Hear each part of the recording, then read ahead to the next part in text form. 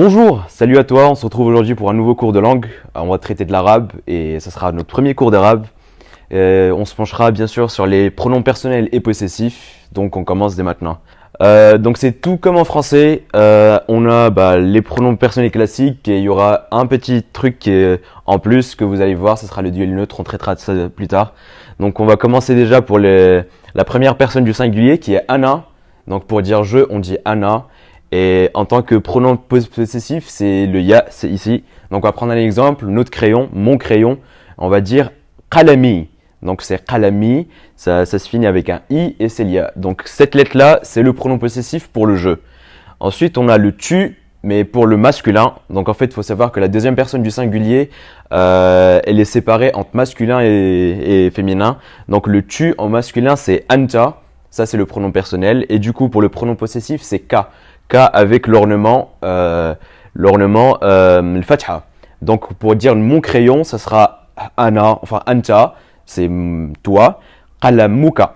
Qalamuka, donc c'est pour dire c'est ton crayon. Pour le pronom, le deuxième personne du singulier qui est au féminin, c'est anti. Donc c'est l'ornement qui va changer entre le masculin et le féminin. Donc masculin c'est fatha et féminin c'est kasra. Donc anti pour ton crayon. Qalamuki. Donc voilà, c'est le cas avec l'ornement du bas. Donc là, on passe à la troisième personne du singulier. C'est comme en français, c'est séparé entre masculin et féminin. Donc pour il, c'est huwa. Donc c'est qalamuhu. Et pour elle, c'est hiya qalamuha. Donc ici, ça change. On a une lettre en plus. C'est al-alif qu'on ajoute après le ha. Et bien sûr, l'ornement, il change entre le masculin et le féminin. Donc là, on passe à la première personne du pluriel, c'est le nous, c'est nahnu. Donc nahnu, c'est le pronom personnel et pour le pronom possessif, c'est na. Donc qalamuna. Donc maintenant, on passe à la première personne du pluriel, c'est nahnu. Donc c'est ça le pronom personnel, c'est nahnu. Et pour le pronom possessif, c'est na. Donc pour dire notre crayon, qalamuna. Voilà. Pour la deuxième personne du pluriel, c'est le vous. Donc le vous, il est aussi séparé, comme la deuxième personne du singulier, séparé entre masculin et féminin. Donc vous, masculin, c'est antum, c'est le pronom personnel. Et pour le pronom possessif, c'est kom. Donc qalamukum, votre crayon, c'est qalamukum. Pour la deuxième personne du pluriel au féminin, c'est antuna.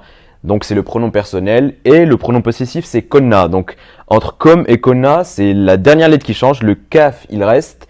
Et on change le mime du masculin par le nun du féminin. Donc, votre crayon, pour la deuxième personne du pluriel au féminin, c'est qalamukuna, votre crayon. Donc là, on passe à la petite particularité en arabe. Faut savoir que lorsqu'on dit vous, pour ce qu'on a vu là, la deuxième personne du pluriel, on traite de sujets de plus de deux personnes. Parce que lorsque c'est deux personnes, c'est un duel neutre. On l'appelle duel neutre parce que antuma, c'est vous, mais pour deux personnes. Et il n'y a pas de masculin ou de féminin, c'est pour ça qu'on dit neutre. Donc, antuma, c'est la deuxième personne du pluriel qui désigne deux, du coup, et pas plus, pas moins. Et c'est antuma. Le pronom possessif, du coup, c'est kuma. Antuma qalamukuma. Et s'il n'y a pas de masculin ou de féminin, ça reste neutre. Pour huma, c'est le pronom personnel, du coup, à la troisième personne du pluriel. C'est un duel neutre où on traite de deux personnes à la troisième personne et pas plus. Donc pas 3, pas 4, mais seulement 2. Donc c'est huma. Et le pronom possessif, c'est huma. Donc si on veut dire leur crayon, où on cite bien sûr que deux personnes, c'est qalamuhuma. Donc voilà. Et là, on passe finalement à la troisième personne du pluriel. Donc c'est il et elle, c'est comme en français. Donc il, c'est hum, avec le pronom possessif hum. Donc, lorsqu'on va dire leur crayon, c'est qalamuhum. Et pour honna, du coup, ça change. Il y a le nun. Donc, c'est honna. Avec le pronom possessif, c'est honna. Donc, leur crayon au féminin, c'est qalamuhunna. Donc, voilà. Là, on a fini les pronoms personnels. Donc, je t'invite à regarder notre prochaine vidéo qui traitera de la conjugaison.